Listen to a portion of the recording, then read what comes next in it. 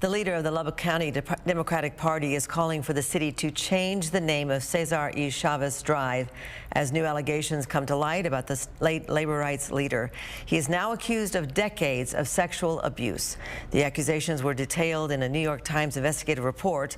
According to the Times, Chavez abused and molested multiple women over the course of decades, including some underage girls.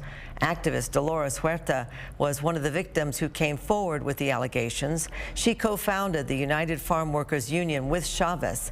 The 96-year-old said she kept a secret for decades because she believed exposing the truth would hurt the farm worker movement. Chavez died in 1993. Margie Ceja, the chair of Lubbock County's Democratic Party, wants the city to rename Cesar Chavez Drive in honor of Dolores Huerta.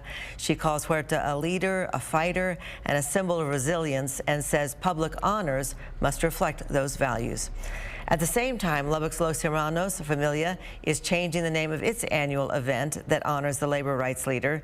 The leaders of that organization say they were disappointed to learn of the allegations, saying, quote, "These claims are serious, and we believe that no individual, regardless of their legacy, is above accountability, especially when it comes to the safety and the dignity of women and children."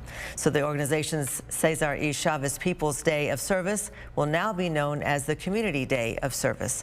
And that event, by the way, is scheduled for Saturday, March 28th, and we have much more information on our website. Just go to kcbd.com.